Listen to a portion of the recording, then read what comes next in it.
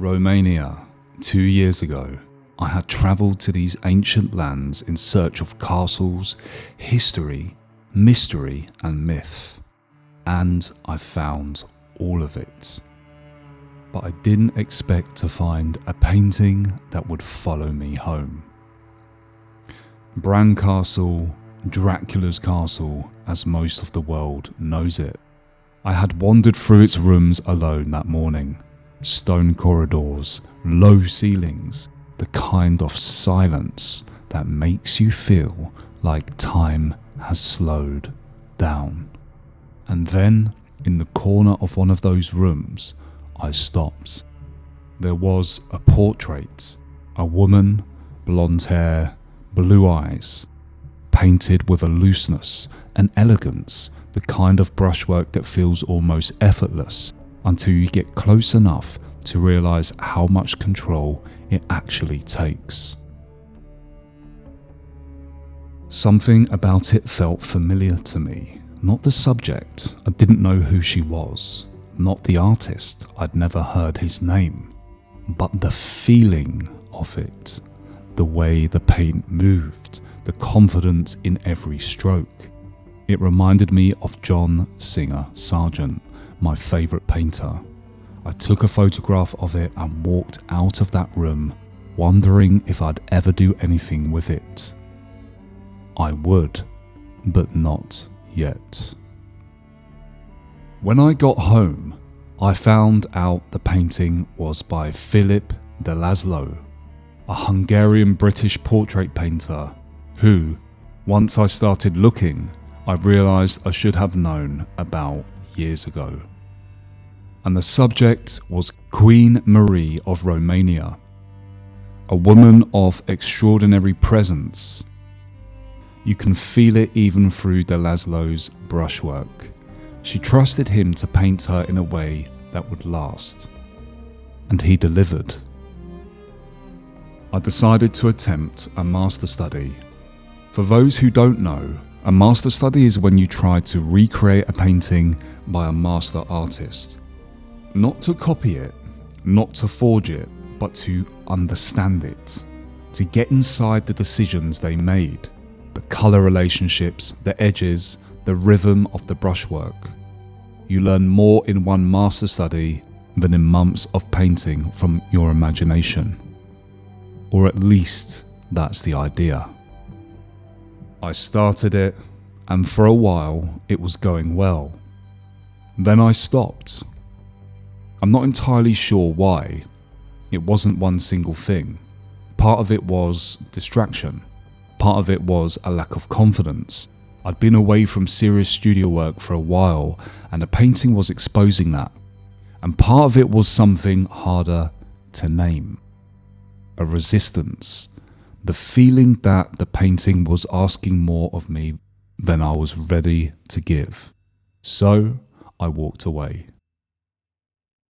Months passed, then a year, then closer to 2.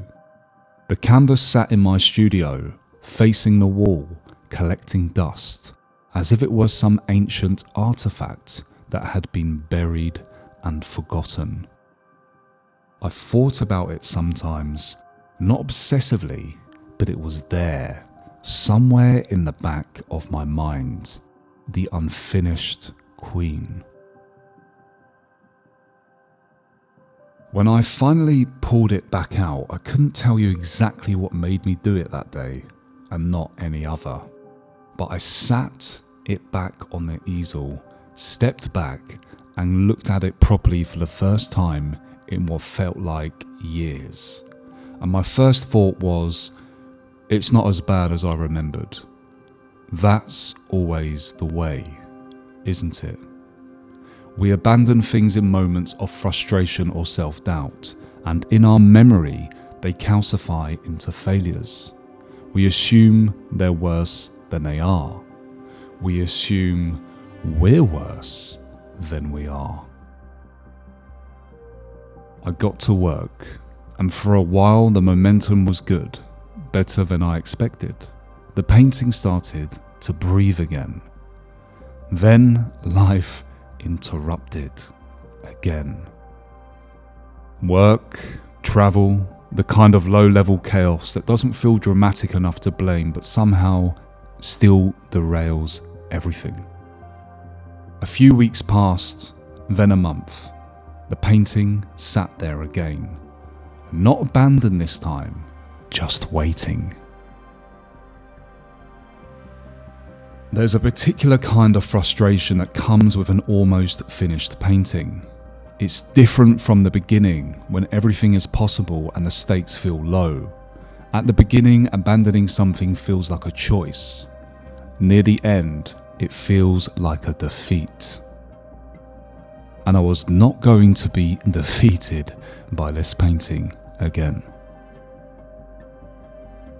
I remember the morning I decided it was going to be finished. Not hoped, not planned, decided. I did some sketches to warm up, the way a fighter loosens up before a bout. Nothing serious, just getting the hand moving, reminding myself I know what I'm doing. Then paints on the palette, brushes laid out. The kind of ritual that tells your brain, this is serious now. I had Batman playing in the background. Don't judge me. It kept my attention anchored, kept the silence from becoming an excuse to drift. And then I just went at it. Not carefully, not tentatively, with the kind of focus that comes when you finally stop negotiating with yourself. Each area of the canvas got its attention. The hair, the skin tones, the eyes, always the eyes, the thing you're working toward without admitting it. And slowly, almost without announcement, it was done. Not dramatically, not with any great fanfare. I put the brush down, stepped back, and looked at her. Queen Marie of Romania, painted originally by Philip de László, a man who understood that a portrait is not just a record of a face, it's a record of a presence. And what I felt looking at my version of that painting wasn't pride exactly, it was something quieter than that. Relief, maybe, or recognition. The strange feeling of having seen something through. I've been thinking about why this painting was so difficult, not technically, though it challenged me technically, but emotionally. Why did I keep running from it? I think it was fear. Not fear of Dracula's castle, though maybe some of that energy rubbed off on me. Fear of my own ability. The particular dread that comes when you attempt something that actually matters to you and you're not sure you're good enough to do it justice. It's easier to abandon a painting than to finish it and find out. But here's what I know now, having finally stood on the other side of it. The painting was never the enemy. The resistance was. That voice that says, "Not today, you're not ready, come back when you're better." That voice is the dragon, and the only way to slay it is to sit down and paint anyway. Badly if you have to, slowly if you have to. Just keep moving forward. De László painted Queen Marie in a way that lasted 100 years. She trusted him, he delivered. I'd like to think she'd approve of this version, even if it took me 2 years, 3 attempts, and one particularly determined morning to get there. Romania, Dracula's castle, a painting in a corner of a room. I didn't know when I took that photograph that I'd still be thinking about it 2 years later. But some things find you for a reason.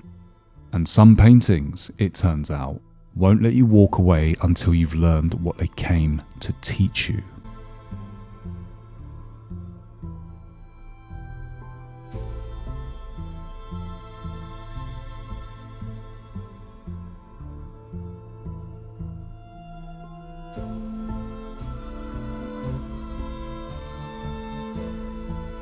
This one's done.